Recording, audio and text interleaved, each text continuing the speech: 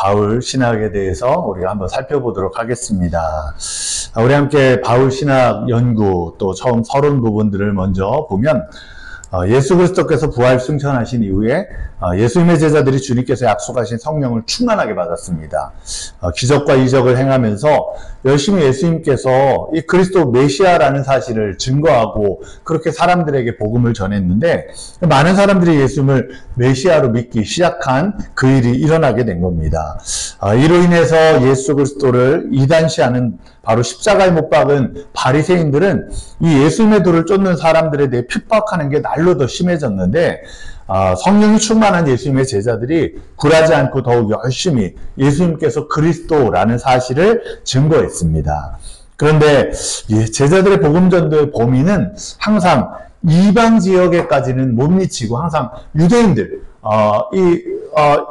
하나님을 믿는 그 유대인들에 한해서만 그렇게 복음을 전했던 걸 보게 됩니다.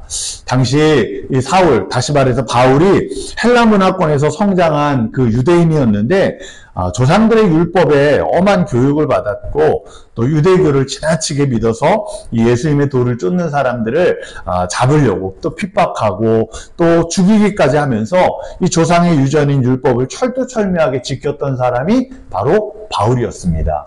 그래서 첫 번째 순교자 바로 스데반 집사님이 죽을 때 그 앞에 제일 먼저 이 스데반 집사님을 죽이기 위해 앞장섰던 청년이 나오는데 그가 바로 사울이라고 이렇게 이야기하고 있는 겁니다. 그런데 예수 그리스도께서 강권적인 역사 가운데 그 율법의 의론을 흠이 없는 자라고 자처했던 율법주의자였던 그런 바울을 주님이 택하셨습니다. 그리고 그를 향하여 이제는 이방인을 향한 나의 그릇이다라고 말씀하시면서 바울을 통해서 바로 그 일을 행하셨다라는 사실입니다. 그래서 사도행전 이 9장 15절 말씀에 보면 이렇게 말씀하죠. 우리가 한번 같이 읽어볼까요? 주께서 이르시되 가라, 이 사람은 내 이름을 이방인과 임금들과 이스라엘 자손들에게 전하기 위하여 택한 나의 그릇이라. 아멘. 이렇게 당시 솔직히 상황에서는 제자들이 복음을 전하기는 전했지만 그것이 이방인들께까지 미쳐지지 못하고 항상 유대인들 사이에서만 머물러 있었던 그때 바울을 통해서 하나님은 이제 그 전도 계획을 바로 이방인에게까지 전하여지는 그런 역사를 행해 주셨다는 걸 보게 됩니다. 그래서 사도 바울은 주님께서 주신 사명, 바로 이방의 사도로 이 복음 선교의 전생애를 바치면서 그렇게 복음을 전했던 사람이 바울입니다. 그래서 바울은 처음에는 유대교 지역적 분과로 알려지기 시작했고 로마인들에게는 독특한 종교운동으로 그렇게 인식되기도 했습니다. 근데 기독교의 발전과 또 전파에 있어서 예수인담으로 가장 중요한 인물이 바울이다라고 말할 정도로 바울이 중요한 인물이 되었습니다. 왜냐하면 이 바울 신학 자체가 기독교 신학의 전체를, 기틀을 마련하는 바로 기준이 되었기 때문입니다. 우리가 이제 한 학기 동안 이 바울 신학에 대해서 우리가 살펴볼 텐데 바울이 전했던 이 복음의 말씀을 통해서 바로 성경이 전하고자 하는 이 메시지, 또 우리가 더욱 주님을 알아갈 수 있는 귀한 은혜가 되기를 주의 이름으로 축원합니다. 그럼 첫 번째, 인간 바울은 그럼 어떤 사람이었냐부터 우리가 한번 살펴보려고 합니다. 바울 신학을 살펴보기에 앞서서 바울의 삶과 사역에 대한 부분을 우리가 한번 살펴봐야 하는데, 그러면 초기 교회에서 바울의 위상, 바울은 어떤 위치에 있었냐라는 것부터 우리가 한번 살펴봐야 합니다. 신약 연구에서 바울의 위상이 세 가지 이렇게 의견으로 요약이 되는데, 첫 번째는 바로 신약 성경 저자 중 초기 인물로서의 바울, 그 바울을 이야기합니다. 어떤 이들은 야고보서를 바울 서신 앞에 두기도 하고 그러는데, 비록 바울이 가장 초기가 아니라고 해도 그가 70년대에 가장 많은 분량의 문서를 제공했다는 점은 확실합니다. 그리고 이 바울 서신이 신약 성경, 바로 이 바울이 정말 적었던 성경의 말씀들이 신약 성경 대부분을 차지할 정도로 이 말씀들이 바울에 의해서 바로 다 이렇게 쓰여지게 됐고 또 정의가 되었다는 것들을 우리가 깨닫게 되죠. 따라서 바울은 이 예수 그리스도의 죽음 및 부활과 같은 이 초기 기독교의 가장 중요한 초창기 사건에 아주 근접했던 사람이고 또 이런 경험이 그의 신학적인 경험 또 핵심적인 그런 복음의 일들 이것을 가르쳐주는 가장 중요한 문서들이 된다는 걸 보게 됩니다. 때로는 바울이 그가 선포하는 메시지 다시 말해서 복음 또는 십자가에 못 박히신 예수님 그리고 부활하신 예수님 그 예수님에 관한 아주 좋은 소식을 독자들에게 이렇게 전했을 때 그들이 이미 알고 있었을지라도 그 메시지는 단순히 다른 이들로부터 유래한 게 아니라 바울이 주님을 만나고 나서 다메섹 도상에서 그 부활하신 주님이 직접 바울을 만나고 바울을 회심하게 하시며 바울을 불러주셨던 그 사건을 통해 바로 바울이 깨닫고 다시 주님의 복음을 전했던 그 복음의 말씀이라는 걸 깨닫습니다. 그래서 바울은 이 갈라디아서 1장 16절 17절 말씀 우리가 한번 합독합니다. 그의 아들을 이방에 전하기 위하여 그를 내 속에 나타내시기를 기뻐하셨을 때에 내가 곧 혈육과 의논하지 아니하고 또 나보다 먼저 사도된 자들을 만나려고 예루살렘으로 가지 아니하고 아라비아로 갔다가 다시 다메섹으로 돌아갔노라. 바로 이 갈라디아서 1장 16절 17절 말씀에서 내가 곧 혈육과 의논하지 않고 또 나보다 먼저 사도된 자들을 만나려고 예루살렘으로 가지 않았다. 이런 말들을 통해서 그가 다른 사람에게 들었던 복음을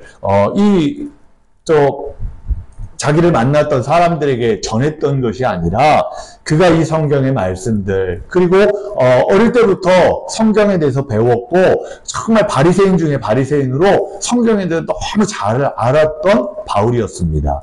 그렇기 때문에 그 예수님을 만나고 그리고 그 예수님을 통해서 깨닫게 된 바로 이 복음의 메시지를 바울은 바로 십자가 복음을 통해서 사람들에게 바로 전했던 걸 보게 됩니다. 그래서 자신의 복음이 다른 사도들의 복음과 때로는 조금 그들이 전했던 복음을 듣고 전한 것은 아니지만 그렇다고 해서 그들과 전혀 다른 복음을 전한 게 아니라 똑같은 바로 예수 그리스도를 전하고 그 부활하신 주님을 전하고 십자가를 전하는 그 복음의 연속성이 바로 그들과 또한 일맥상통하게 연결되어져 있다는 사실도 말씀했다는 거예요. 그래서 갈라디아서 2장 8절 9절에 뭐라고 하죠? 베드로에게 역사하사 그를 할례자의 사도로 삼으시니가 또한 내게 역사하사 나를 이방인의 사도로 삼으셨느니라. 또 기둥같이 여기는 야고보와 게바와 요한도 내게 주신 은혜를 알므로 나와 바나바에게 친구의 악수를 하였으니 우리는 이방인에게로 그들은 할례자에게로 가게 하려 함이라. 아멘. 여기 보면 베드로에게 역사하신 그 주님께서 이 할례자의 사도로 삼으신 그 주님께서 바로 바울 자신에게도 역사하여 주셔서 이방인의 사도로 삼아주셨다는 겁니다. 그래서 여기에 보면 야고보, 게바, 요한 이런 주님의 제자들은 바로 여기에 있는 것처럼 할례자들, 그 당시의 유대인들 그들에게 복음을 전하게 했다면 바나바나 아니면 정말 바울과 같은 이런 사람들은 바로 이방인들에게 그 복음을 전하게 하시는 도구로서 하나님 불러주셨다라는 것들을 이야기하는 겁니다. 그래서 바울이 이 말씀을 통해 전하고자 하는 건 내가 그들에게 들었던 복음을 전하는 건 아니지만 그러나 내가 이 말씀을 통해서 그 예수님을 만나고 정말 전하는 이 복음의 메시지가 바로 사도들이 전하고 있는 메시지와 별반 다르지 않다라는 걸 바로 이야기하고 있는 모습이라는 걸 우리가 깨닫게 되는 겁니다. 그래서 이제 가장 초기에 기독교 바로 예수 그리스도를 그 당시에 예수님 시대 때 살았던 바로 이 제자들이나 아니면 바울도 그 시대를 살았던 사람입니다. 그렇기 때문에 가장 가깝게 기독교에 대한 바로 일들 또 예수님께서 말씀하셨던 게 무엇인가에 대한 것들을 이 바울은 너무 잘 알았고 그거에 대해서 이렇게 아주 깊이 적을 수 있는 통찰력을 가졌으며 그래서 이런 많은 말씀들을 우리에게 전해주고 있다라는 걸 깨닫게 됩니다.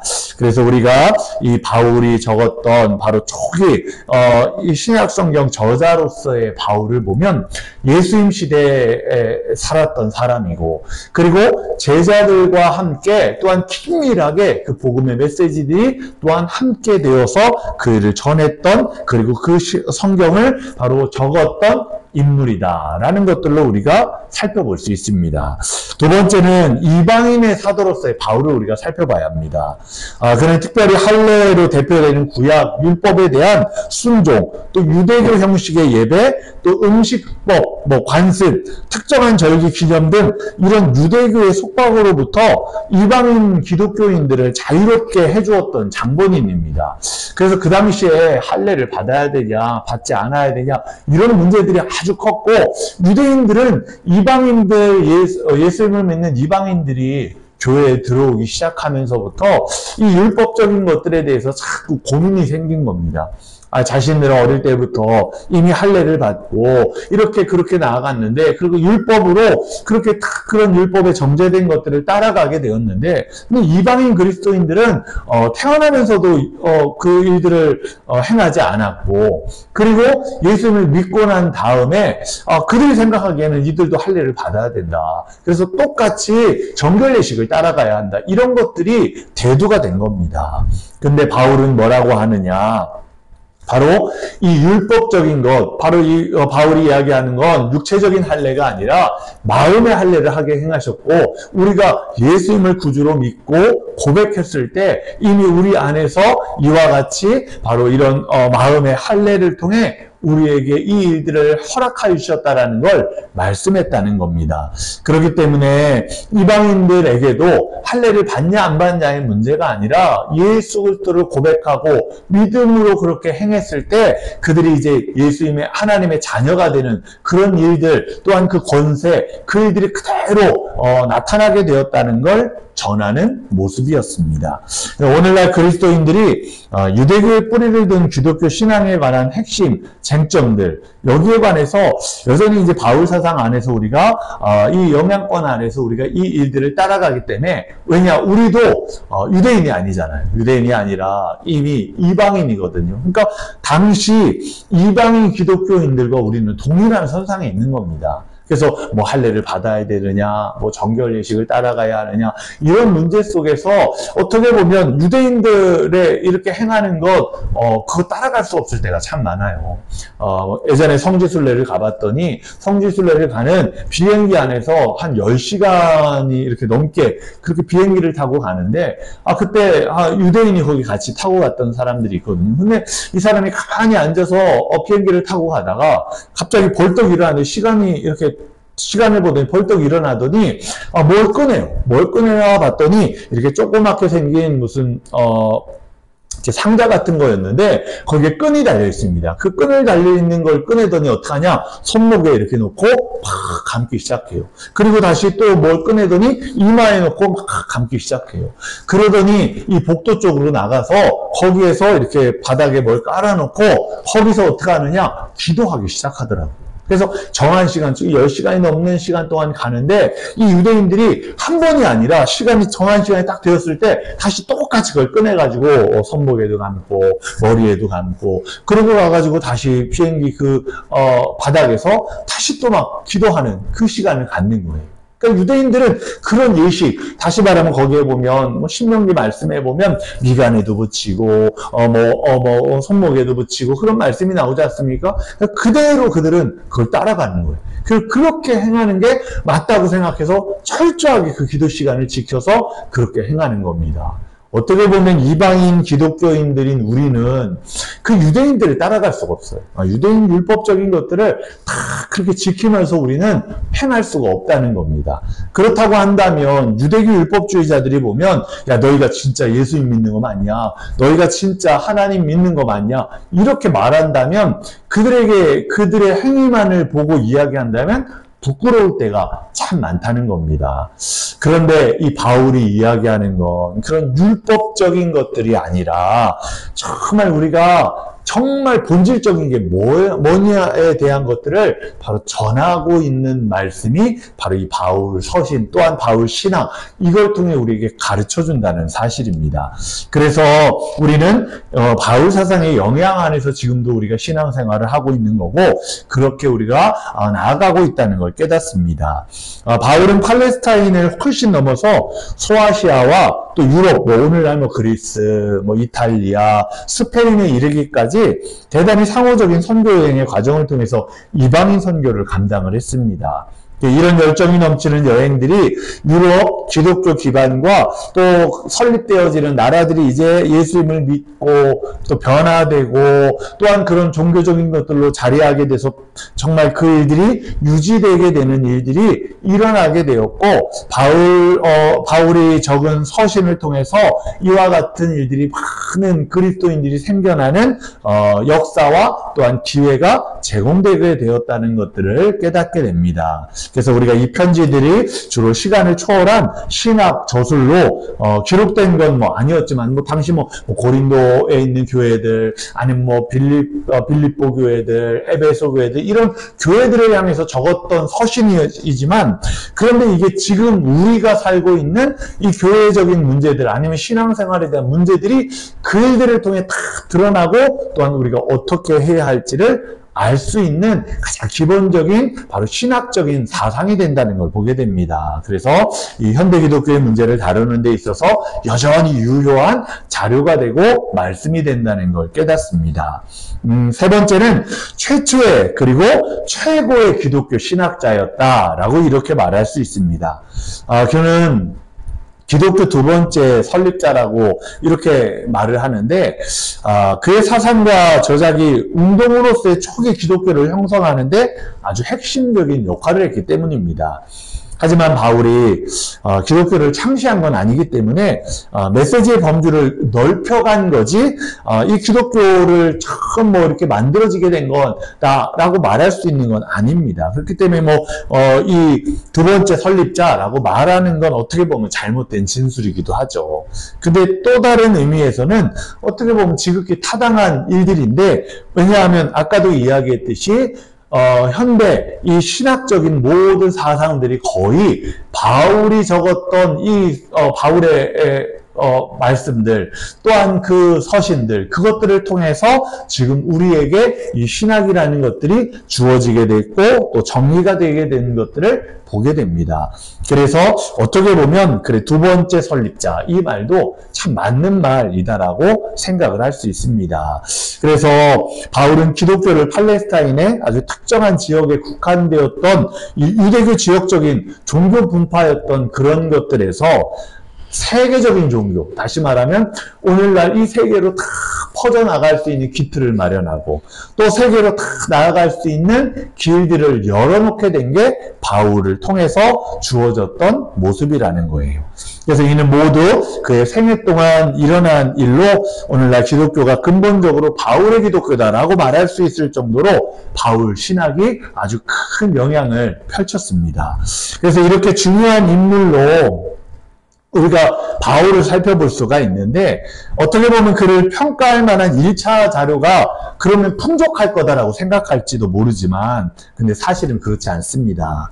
교회 역사에서 나온 몇몇 후대 자료들이 아주 중요하게 바울의 삶과 사역에 대한 1차적인 증거 자료를 주긴 하지만 그는 이게 두 가지로 압축이 돼서 바로 그의 편지들 또한 사도행전 이 두 가지로 압축이 되지 많이 있다라고 말할 수는 없다라고 이야기할 수 있는 겁니다. 그래서 바울의 편지들 가운데서도 주요 편지들이 분명히 그와 그의 사상에 관한 중요한 정보를 담는 자료이기 때문에 우리가 이 편지들이 특정한 교회 상황, 아까도 이야기한 것처럼 고린도에 있는 교회들, 또 빌립보에 있는 교회들, 갈라디아에 있는 교회들, 이런 교회들을 통해서 문제들이 일어났던 것들을 다 해결하기 위해서 적었던 서신이었지만, 그러나 특정한 교회 상황 때문에 적었다고는 하지만, 오늘날에도 이 일들이 우리에게는 또한 이렇게 적용되는 점들이 참 많기 때문에 중요하다는 겁니다.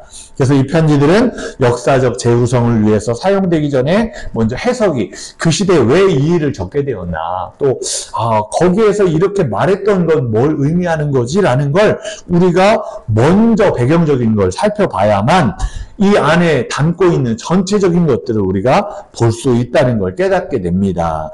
그래서 우리가 이런 또 서신을, 또한 사도행전을, 또 이런 말씀들을 통해서 바울이 그럼 어떻게 그 일들을 만들어가게 되었나를 우리가 살펴볼 수 있는 겁니다. 두 번째는 바울의 외모에 대해서 우리가 살펴볼 수 있습니다. 바울이 신약성경에서 보여주고 있는 이미지와 교회에서 점하고 있는 지속적인 중요성에 근거해 볼 때 우리가 바울이 참 멋지게 생겼을 거야. 인상적으로 생겼을 거야. 사람들한테 참 이렇게 따를 만하게 생겼을 거야. 이렇게 우리가 기대할 때가 많습니다. 근데 바울이 어떻게 생겼는지에 관해서는 거의 알려진 바가 없어요. 근데 어느 정도 추측은 할 수가 있는데, 이 1482년에 바르톨로메오 몬타냐의 작품이거든요. 성 바울이라는 작품이에요.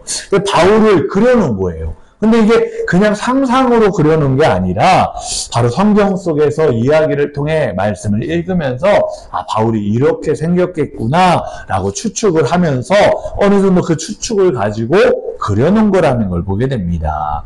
그래서 사도행전 7장 58절 말씀에 보면 이제 바울이 청년이라는 말로 나오거든요. 그래서 청년으로 묘사되는데 아마도 이 스데반 집사를 죽일 때 그때 제일 앞장서 가지고 나갔을 때는 아마도 한 18살에서 30살 이 정도의 나이에 바로 모습이었을 겁니다.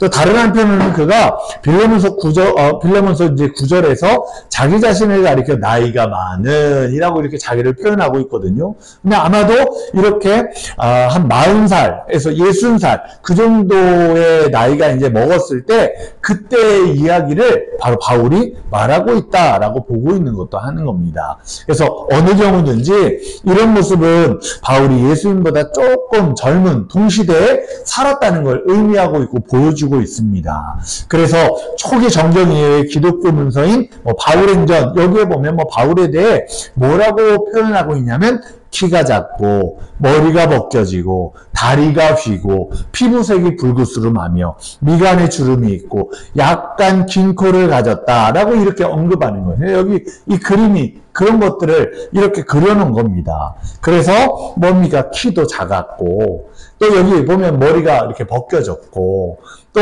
밑에는 나오지가 않지만 다리도 휘었대요. 다리도. 그리고 피부색이요, 말끔하게, 그냥 이렇게 하얗고, 이게 아니라, 불구스름하게 이렇게 생겼다는 거예요. 미간에 주름도 많아가지고, 그렇게 미간에 주름이 있고, 또 약간 긴 코를 가졌다라고 이렇게, 바울 행전, 이 정경 이외에, 이 외경이라는 것들 속에 바울을 묘사해 놓는 바로 이 이야기를 보면 그렇게 이야기를 했습니다. 그래서 이 문서는 바울의 자화상을 제공하는 것이, 꽤 후대의 것이기는 하지만 성경 속에서 바울이 그렇게 인상적인 외모를 가지지 못했다는 사실은요, 우리가 성경 속에서도 확인할 수 있는 거예요. 사도행전 14장 8절에서 18절까지 말씀을 보면 바울과 바나바가 루스드라라고 하는 곳에서 병 고치는 일을 행했을 때 회중에게 칭송을 받아요. 근데 여기서 바나바를 향해서 사람들은 제우스다, 제우스. 저 사람 제우스 같다, 제우스. 그런데 바나바는 제우스라고 말해요. 근데 바울은 뭐라고 하냐? 헤르메스야, 헤르메스. 이렇게 불렀는데 이 제우스나 헤르메스는 그리스 신화에 나오는 바로 신들입니다. 다시 말하면 바울이나 바나바를 얼마나 놀라워하는지 신들이 아니냐, 신 같다, 그렇게 본 거예요. 근데 그리스 만신전 최고 신인 제우스가 바나바라고 이야기하잖아요. 이 제우스는요, 자유자재로 천둥과 번개를 부릴 수 있는 아주 경외심을 불러일으킬 수 있는 권위적인 인물이라고 말합니다. 한편 헤르메스는 누구냐? 메시지를 전하는 신이었어요. 그러니까 어떻게 보면 바울과 딱 맞죠. 바울이 이 복음의 메시지를 사람들에게 전하는 역할을 했잖아요. 그러니까 헤르메스라고 그 사람들이 보기에는 바울을 그렇게 빗대어서 이야기를 한 거예요. 근데 헤르메스는 소아시아 지역에서 깊은 존경을 받기도 했지만 연설가로서의 바울이 아마도 그 그룹의 메신저로 보였을 거라는 거예요. 그래서 이 헤르메스라고 불렸는데, 근데 문제는 뭐냐? 헤르메스는 제우스만큼 고상하고 화려한 신이 아니라는 거예요. 헤르메스는 바위더미의 신으로도 알려져 있는데 인류신이 아니라 하급신. 그래서 제우스는 인류신이거든요. 가장 높은 그리스 신화에서 그렇게 막 신격화되어져 있는 아주 높은 그런 부분이라면 헤르메스는 하급신이에요, 하급신. 그러니까 뭘 말하냐.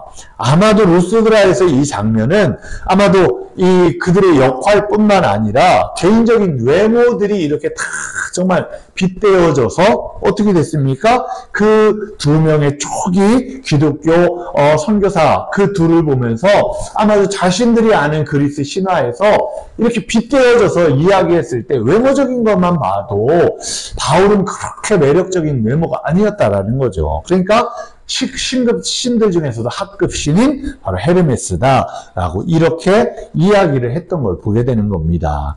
그래서 바울이요 이렇게 참 어떻게 보면 사람들에게 호감 가듯이 생기지 않았어요. 여러분 생각해보세요. 지금 이런 외모를 가진 사람이 여러분 이렇게 성경을 탁 들고 와가지고 여러분에게 예수님에 대해서 아세요? 예수님 믿으세요? 이 수염도 이렇게 길어가지고 아마 생각해보세요. 그럼 여러분 이 사람이 와가지고 이렇게 지금 이 일들에서도 다가온다면 여러분 가히 이렇게 매력적인 외모는 아닐 거예요. 근데 이제 원빈이냐, 이런 사람이 와가지고, 혹시, 이렇게만 해도, 뭐요? 왜요? 이러면서 우리는 혹 할 겁니다. 왜냐? 우리는 사람이요, 참 외모적인 것들이요, 얼마나 호감 가느냐에 따라서요, 우리가 참 이렇게, 반응도 좀 달라질 때가 많기 때문이라는 거예요. 근데 바울이 이런 외모를 가졌고, 또한 이런 외모적인 것들로, 참 어떻게 보면 복음의 메시지를 전했는데, 그럼에도 불구하고, 이렇게 예수님의 복음이 많은 곳에 전해지게 되었고, 그리고 놀라운 것은요, 이 바울을 만났던 사람들이 외모를 보고 따라간 게 아니라는 걸 깨닫게 되는 거예요. 바울이 막 매력적이라는 사람이라, 바울이 또 정말, 이렇게 보면은, 잘생겼다, 내가 곁에 있으면 좋겠다, 이래서 따라간 게 아니라, 정말, 바울이 전하고 있는 이 메시지, 그 메시지를 듣고 사람들은 예수님에 대해서 더 알고자 했고 또한 예수님을 더 믿고자 하는 마음들 때문에 그래서 이렇게 바울한테 저 바울을 통해서 바로 예수님 믿는 역사가 일어나게 되었다는 걸 보게 되는 겁니다. 그래서 바울 서신도 그의 외양이 눈에 확 띌 정도로 인상적이지 않았다는 걸 암시하는데 고린도후서 10장 10절 여기에 보면 뭐라고 하죠? 그들의 말이 그의 편지들은 무게가 있고 힘이 있으나 그가 몸으로 대할 때는 약하고 그 말도 시원하지 않다 하니 이게 무슨 말이에요? 아니 막 글들만 읽어보면 이 바울은요 배움이 많았던 사람이었어요. 바울은 정말 이렇게 글을 잘 쓰는 사람이었어요. 그래서 여기 서신서들이나 신학적인 것들이 잘 정리될 수 있었던 이유가 뭐냐면 바울은 그만큼 학식이 있었던 사람이고 바울은 그만큼 글들을 잘 적을 수 있는 사람이었다는 거예요. 그러니까 그의 말만 보면 그의 편지들만 보면 정말 무게가 있고 힘이 있대요. 힘이. 근데 막상 만나보니까 뭐예요? 막상 만나보면 몸으로 대해보면 뭐예요? 아니 고작 이렇게 생겼어? 이러는 거예요. 몸으로 대해보면 약하고 그 말도 시원찮대요. 무슨 말이냐면 글은 잘 쓰는데 그만큼 말하는 것들은 그렇게 막 잘하지는 못했다는 거예요. 그래서 사도행전에 보면 그런 이야기가 나오잖아요. 사도행전에 보면 바울이 이렇게 이제 예수님을 전했을 때 사람들이 막 붙잡거든요. 붙잡아가지고, 정말 우리 복음을 전해달라. 그렇게 붙잡고선 이야기를 해요. 그러면서 더 이렇게 해달라. 근데 그때 복음을 전하는, 밤이 새도록 복음을 전하는데, 그때 유두고라는 청년이 창문가에 이렇게 걸터 앉아있다가 얼마나 졸렸는지, 바울이 그러니까 말이 여기 시원찮다라고 말하는 게 뭐냐. 그게 말하는 것들이 그렇게 사람들한테 막 재밌게 그렇게 말하지 않았다는 거예요. 그래서 유두고를 보다가 어떻게 됐냐. 졸다가 떨어졌다라고 말을 하는 겁니다. 그래서 죽었던 걸 바울이 내려가서 다시 살렸던 이야기가 사도행전에 나오지 않습니까? 그러니까 바울 이야기만 보면, 외모만 보면 그가 그렇게 인상적으로 보이지는 않았다는 것들을 보게 돼요. 그래서 그 대적자들의 표현이긴 하지만 그 일들을 보면 이 바울의 모습이, 외모가 매력적으로는 느껴지지 않았다라는 걸 우리가 보게 되죠. 그리고 갈라디아서 4장 13절 14절 여기에도 보면 뭐라고 하냐, 우리가 한번 읽어볼까요? 내가 처음에 육체의 약함으로 말미암아 너희에게 복음을 전한 것을 너희가 아는 바라.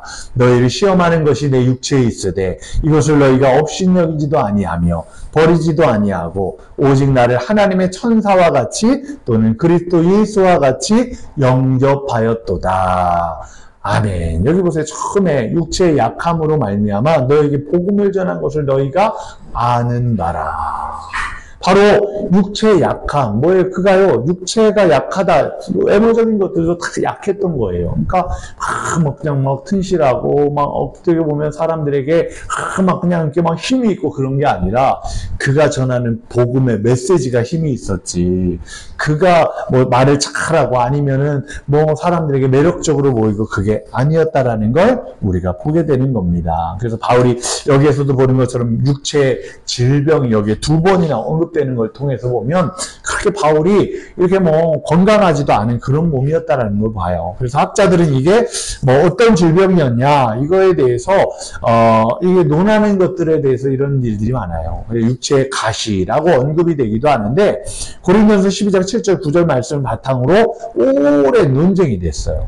대부분의 학자들은 고린도전서 12장에 나오는 바울의 가시가 육체적 질병이었다라고 이 라이트푸트의 이론을 받아들여서 아마도 바울에게는 안질, 눈에 이제 일들이 있었다라고 이렇게 보기도 하고, 아니면 육체의 가시라고 말하는 것처럼 자기가 자꾸 아팠던 거, 힘들었던 거, 그래서 3번이나 육체의 가시를 제거해달라고 바울이 말할 정도로, 하나님 앞에 기도할 정도로 그렇게 고통스러운 일들이 바울에게 있어 왔다라는 걸 말씀하고 있는 겁니다.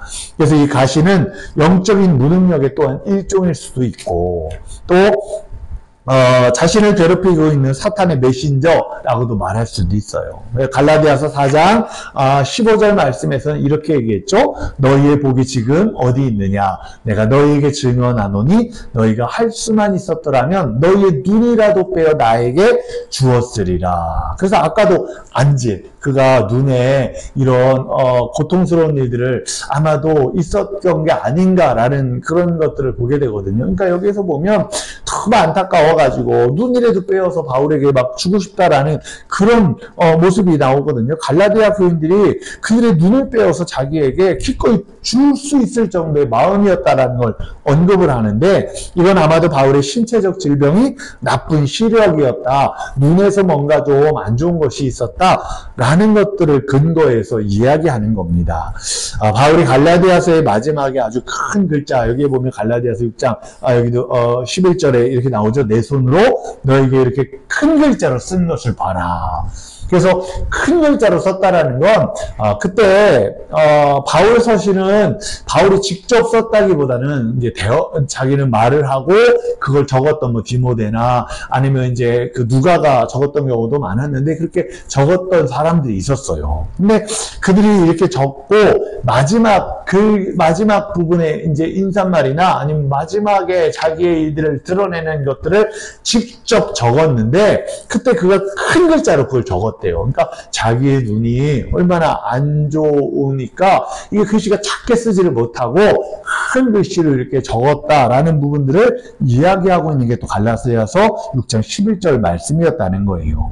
어쨌든 바울은 이 사역 초창기부터 육체적인 문제 때문에 고통을 많이 받았다는 게 확실하다는 거예요. 왜냐하면 갈라디아서는 그의 가장 초기 서신 중 하나이기 때문입니다. 그래서 이런 육체적인 질병이 바울이 겪은 다른 수많은 고난과도 연결되어지는 것들을 보게 되는데, 고린도후서 바로 보세요. 11장 23절, 25절 여기에 보면 23, 28절까지 나오는데 그중에 우리가 23절에서 25절까지만 한번 보겠습니다. 그들이 그리스도의 일꾼이냐 정신없는 말을 하거니와 나는 더욱 그러하도다. 내가 수고를 넘치도록 공격하고 옥에 갇히기도 더 많이 하고 매도 수없이 맞고 여러 번 죽을 뻔하였으니 유대인들에게는 40에서 한한 가만매를 5번 맞았으며 3번 태장으로 맞고 1번 돌로 맞고 3번 파선하고 일주야를 깊은 바다에서 지냈으며. 여기 보면 바울이 얼마나 많은 고통을 당했는지가 나와요. 여기에 보면 40에 하나 가만매, 그때 당시에 가장 많이 때렸던 게 39대까지 때려 40대를 넘지 않았다는 거예요. 왜냐하면 이때는 태장이라고 하거든요. 때로는요 너무 많이 때리면 사람 죽어요. 그래서 죽기 전까지 때렸다는 거예요. 39대를 때렸다는 건요, 그냥 뭐 엉덩이 뭐 39대 이게 아니에요. 그 살이 터지고 피가 터지고 이럴 정도로 때렸던 게 그때 매를 맞는 거거든요.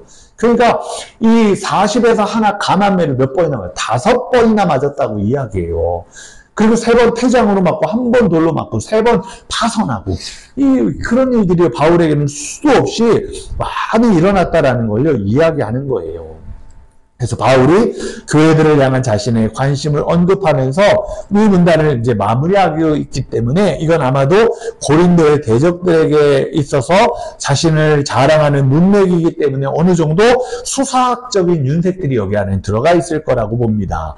어찌됐든 바울은 이런 고통을 당했고 이런 것들을 통해서 그가 참 어렵고 힘든 일들 가운데 나아갔다는 걸 보게 됩니다. 그래서 갈라디아인들에게 자신이 예수님의 흔적을 지니고 산다. 이렇게 말했을 때 갈라디아서 1장 17절이죠. 뭐 그게 뭐예요? 이게 예수님 때문에 내가 고난받은 거. 예수님 때문에 다 정말 맞고 쓰러지고 어렵고 그런 것들. 그래서 이걸 뭐라고 말했죠? 여기는 예수의 흔적이라고 말했어요.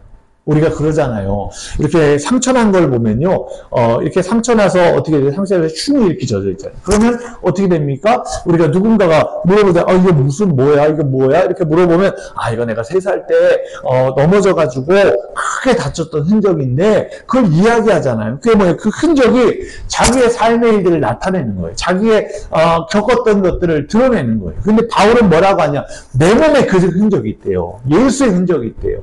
내가 주님 때문에 당했던 고난과 이 일들이 나의 삶을 통해 나의 모습을 통해 그래서 그가 3번이나 정말 육체의 가시를 제거해달라고 고백했는데도 불구하고 하나님께서 뭐라고 하냐 네 은혜가 족하다. 자구하지 않도록 정말 그렇게 그냥 놓는 거다라고 말씀하셨거든요. 그러니까 바울이요 3번이나 간구했는데도 이게 내가 교만하지 말라고 주시는 그런 모습이구나 라는 걸요 깨닫고요 그가 그렇게 고백했다는 사실이에요. 그렇기 때문에 예수의 흔적, 자기가 가지고 있는 그 예수의 흔적, 그걸 가지고요 그는요 복음을 전하고 사람들에게 바로 이야기했다라는 걸 보게 됩니다. 3번째는 이 바울의 양육과 교육에 대해 살펴볼 수 있어요.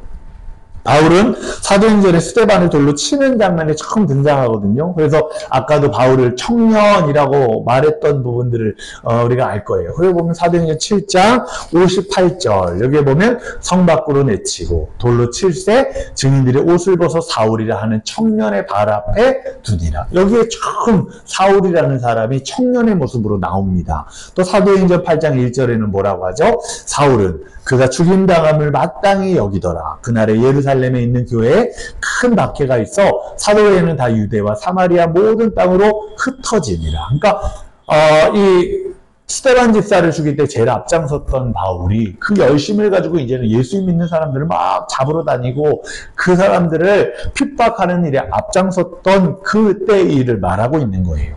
그래서 우리는 바울이 이미 성인이었다라고 간주하고 그의 편지를 회심 이후의 사역의 결과물로 보는 겁니다. 바울의 양육과 교육에 관한 자료가 거의 없기 때문에 우리는 사도행전과 그의 서신에 여러 차례 기록된 과거 고백을 통해서 그의 배경을 우리가 한번 살펴볼 수가 있어요. 바울이 길리기아 지역 또 다소라는 지역에서 태어났다라는 걸 가지고 그걸 의심하는 학자들은 거의 없습니다. 비록 4세기 교부인 히에로니무스라는 사람은 바울이 사실은 갈릴리 기샤야라는 곳에서 태어났는데 아주 어렸을 때 그의 부모가 다소로 그를 데리고 옮겨갔다 이렇게 이야기를 하거든요. 그런데 그렇게 이야기를 하지만 그런 주장을 할 만한 충분한 이유를 대지 못해요.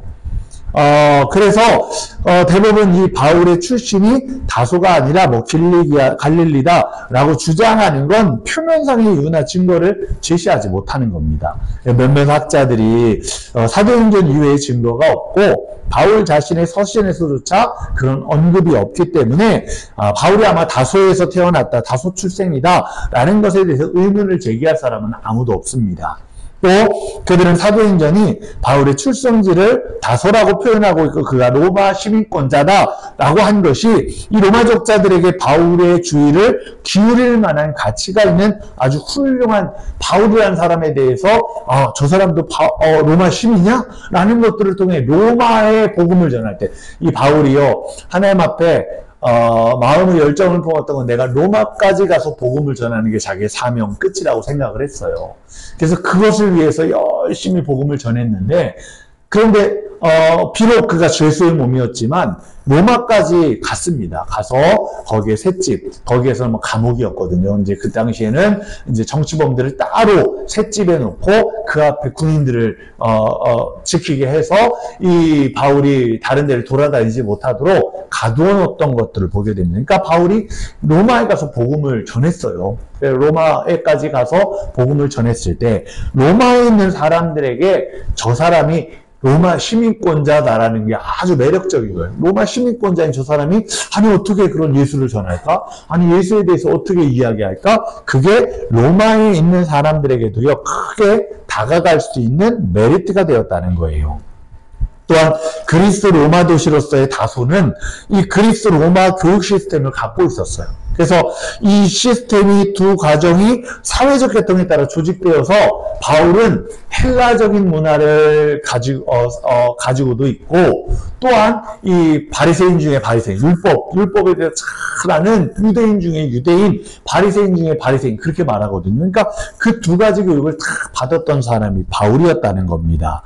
그래서 후자의 사람들이 이제 초등교육을 가정이나 문법 교육의 처음 단계에서 받았다면 이 초등교육이 학생들에게 읽는 법, 뭐 쓰는 법, 그리고 기본적인 수학을 가르치는 것이었어요. 그리고 두 번째 과정이 뭐냐? 문법 교사. 함께 시작해서 기본적인 읽기, 쓰기 이런 걸 터득하고 이후에는 주요 고전 작가들, 특히 뭐 호메로스, 뭐 에우리피데스 이런 것들을 암기하게 했다는 거예요. 이 단계에서 학생이 기하학과 음악 또 다른 과목들을 공부하는 데 더해서 문법을 배우고 또 에세이와 편지를 쓰는 방법들을 배우게 했습니다. 이 두 번째 단계의 엘리트 교육이 뭐 김나지움이라는 곳에서 실시되었는데 그곳에서 학생이 철학자 또 교사들 이런 인도를 따라서 수사학이라는 걸 배웠고 그 목적이 좋은 시민이 되게 하는 거. 그러니까 우리가 그러잖아요. 학력이 좋은 사람들이 모여서 또한 그 일들을 이루게 해서 이제 엘리트 사회를 만들자 뭐 이런 것들을 하지 않습니까? 그래서 헬라 문화권에서 가르쳤던 교육들이요. 그런 것들을 지향했다는 거예요. 그래서 바울이 이런 교육 시스템에서 어느 정도 노출되었는지 우리가 뭐 얼마큼 알기는 어렵지만 그러나 분명한 사실은 바울은 그런 교육을 받은 사람이라는 거예요.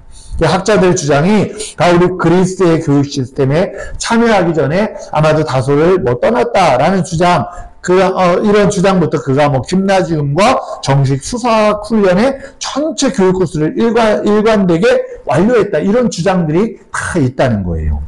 어찌되었던 중요한 건 바울은 그런 교육 시스템에 대해서 잘 알고 있었고 또한 잘 배웠다는 걸 보게 됩니다.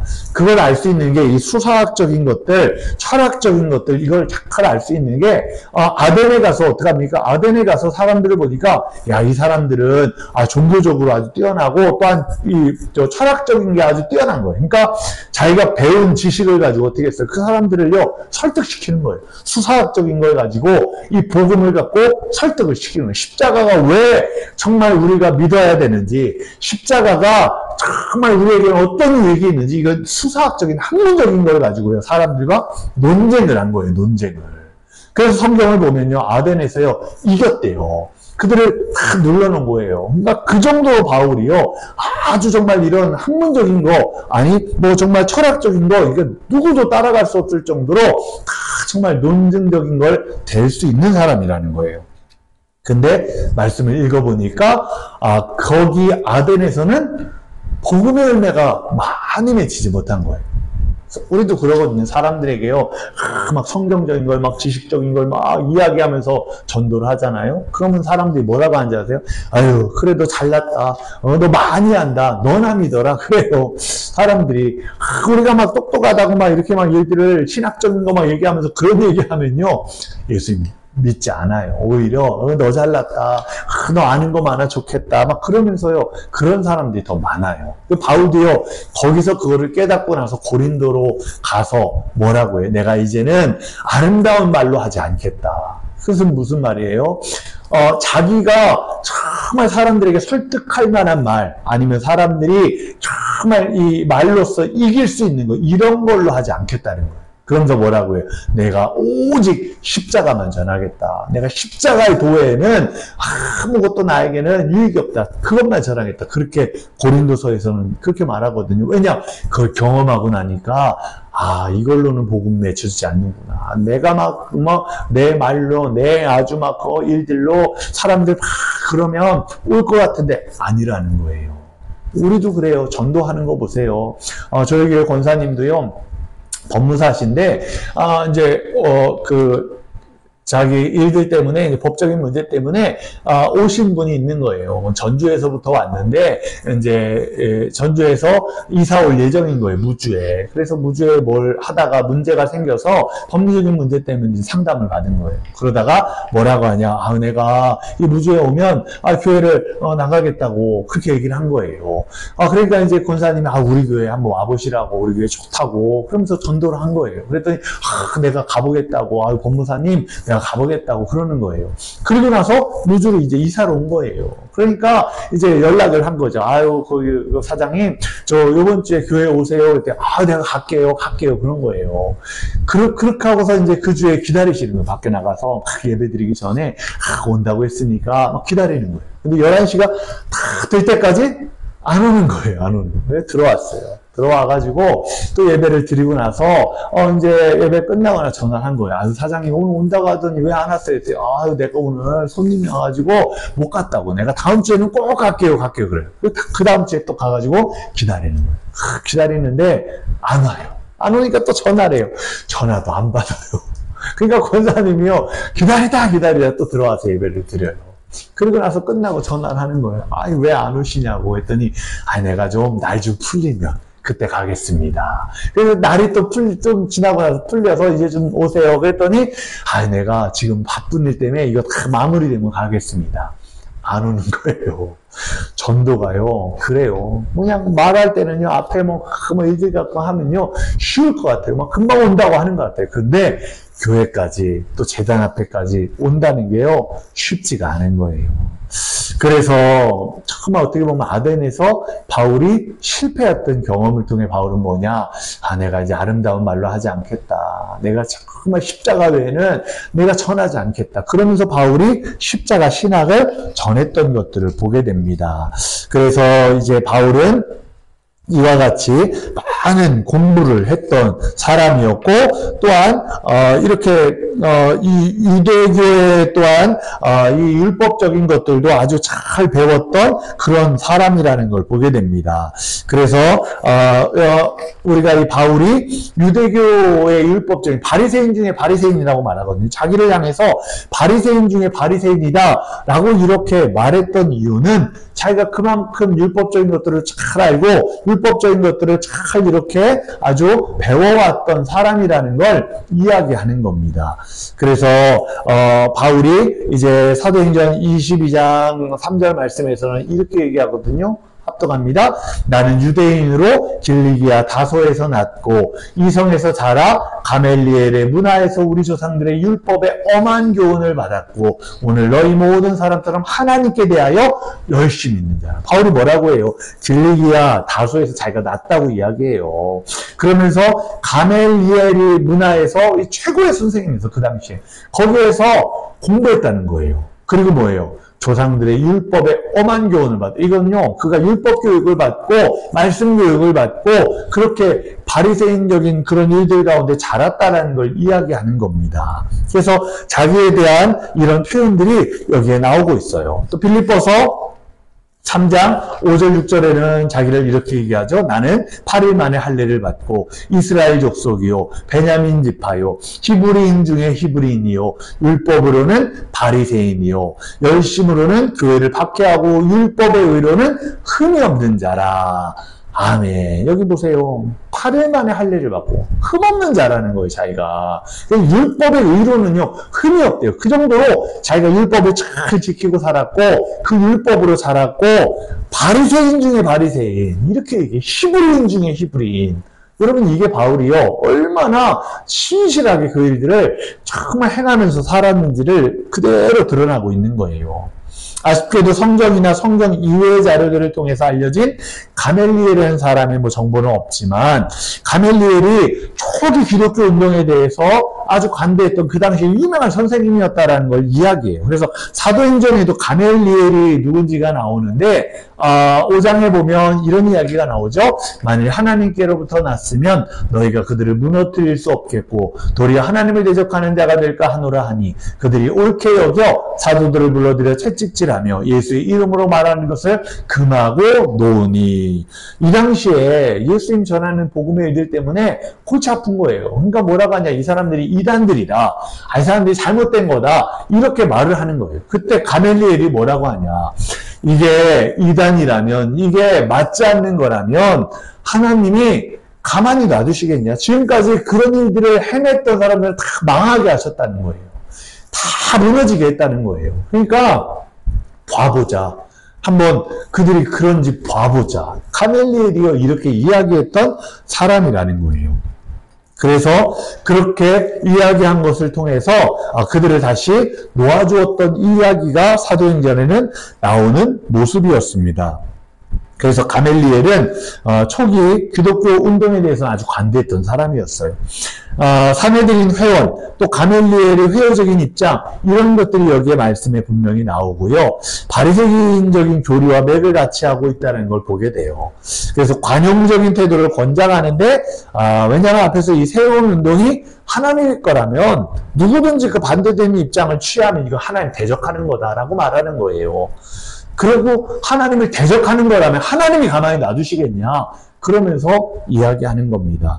그래서 초기 기독교인들에 대한 적극적인 박해자가 되었던, 어떻게 보면 바울과는 이 가멜리엘은 조금은 다른 관대적인 입장을 취했던 걸 보게 됩니다.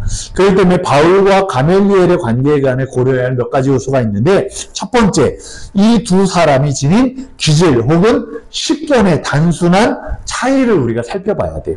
그러니까 바울은 젊은 혈기 혹은 타고난 열정 덕분에, 우리가 그러잖아요. 어떤 사람 막 성격이 금방 불같은 사람, 이거 당장 해놔야지만 마음이 놓이는 그런 사람이 있어요. 근데 어떤 사람은요, 그냥 느긋해요.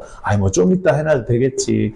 좀 이따 이거 해도 되는데 지금 굳이 하지 않아. 이거 성격적인, 기질적인 차이가 있잖아요. 근데 이런 기질이 지금 해놔야 되는 사람은요, 그거 그냥 가만히 못 놔둬요. 이렇게 삐뚤어진 것만 봐도 지금 당장 딱 놔야 되는 거예요. 저도 그런 것들 중에 하나가 뭐냐, 청광등 같은 게 깜빡깜빡하면 이게 자꾸 눈에 가시로 이게 지금 당장 갈아야 되는 거예요. 지금 사다리 놓고 얼른 가서 갈아야지 이게 마음이 편하지. 그래 이따 갈지 내일 갈지 이렇게 못 하겠는 거예요. 근데 아내는 뭐라고 하냐, 불이 깜빡깜빡하면 깜빡깜빡거리네 하고 그냥 들어가요. 지금 당장 이게 관심이 크게 깜빡거려도 그게 큰 문제가 되지 않는 거예요. 이게 사람에 따라서 기질적인 것들 속에 조금 다르다는 것들을 보게 되는 겁니다.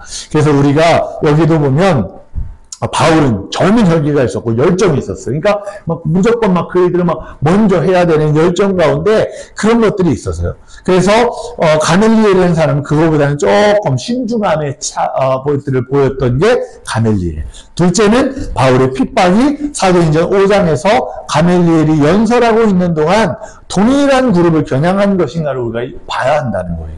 자, 가멜리엘의 태도가 베드로 및 다른 사도들과 같은 팔레스타인 유대인, 또 그리스도인들에 관한 건지, 바울의 박해가 헬레니즘적인 유대인들, 그 그리스도인들을 향한 건지, 여기에 대한 것들을 우리가 살펴봐야 되는 거예요. 이에 대한 뭐 좋은 증거가 있는데, 그건 사도행전 8장 1절에 스데반을 돌로 쳐서 죽였던 사건. 그걸 보면 알 수 있어요.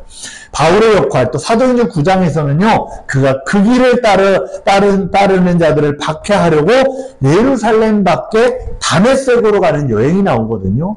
아마도 바울은 자신이 가멜리엘이라는 문화에서 공부하기 위해서 예루살렘으로 올 때 남겨두고 떠났던 디아스포라 유대인들을 회상하면서 그들을 이 디아스포라 유대인들과 같이 똑같이 여겼을 거라는 거예요. 그리고 그들이 타락하고 변질된 형태의 이 유대교인들로 그렇게 변질되는 것들로 봤기 때문에 그가 다 열정을 가지고 오히려 막 박해하는데 앞장서는 그런 일들을 행했다는 걸 보게 되는 겁니다.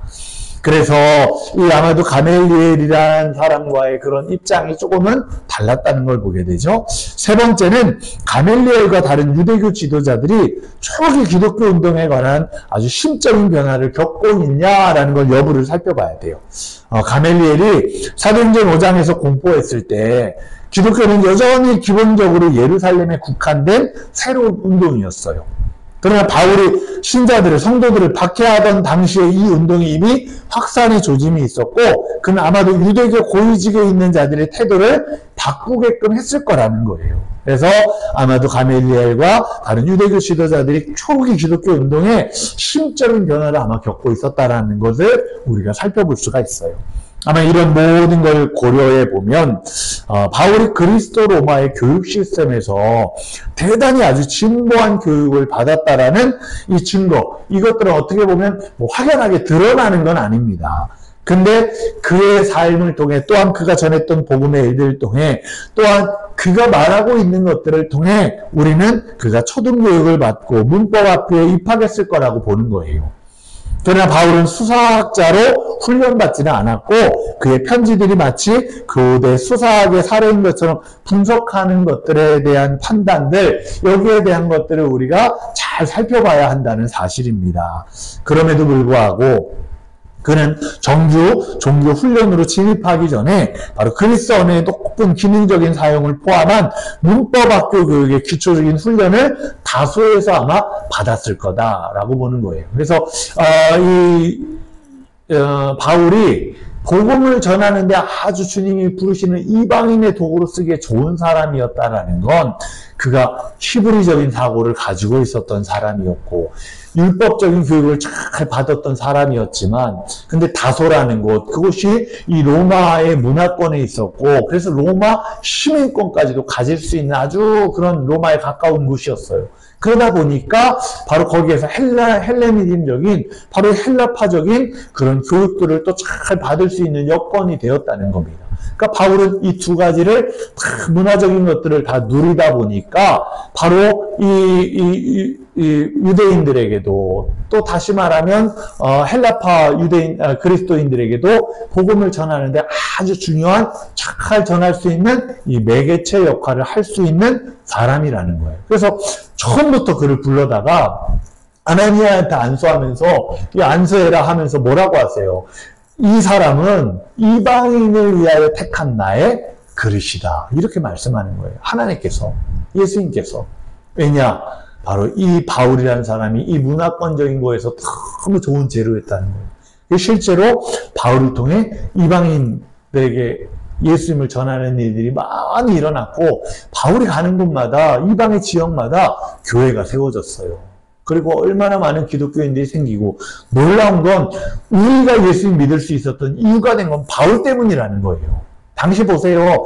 바울이 아니었다면요, 뭐 베드로나 뭐 제자들이나 이런 사람들은요 유대교인들에게만 국한됐어요. 당시에 원래는 예루살렘에만 교회가 있었고 거기 안에서만 복음 활동을 했다는 거예요. 근데 스데반 집사가 죽고 유대인들이 박해를 행하기 시작하니까 사람들이 다 뿔뿔이 흩어져서 도망가기 시작했다는 거예요. 그러니까 여기저기 다 숨느라고 멀리까지 가서 숨는데 다메섹이라는 곳도 얼마나 먼지 몰라요. 뭐 그냥 잠깐 떨어진 곳이 아니에요. 며칠을 가야 하는 곳이에요. 그런데 거기까지 숨어서 있는 그리스도인들을 누가 잡으러 가요? 바울이 잡으러 가는 거예요. 바울이 내가 정말 이 사람들 잡으러 가겠습니다. 그래서 대제사장한테 허락을 받아가지고 그들을 잡으러 가는 이야기가 사도행전에 나오는 겁니다. 그러다가 예수님 만나고 부활하신 예수님 만나고 복음의 일꾼 되어서 이 많은 이방인들에게 복음을 전하는 바로 그리스도인이 되었다는 걸 깨닫게 되는 겁니다.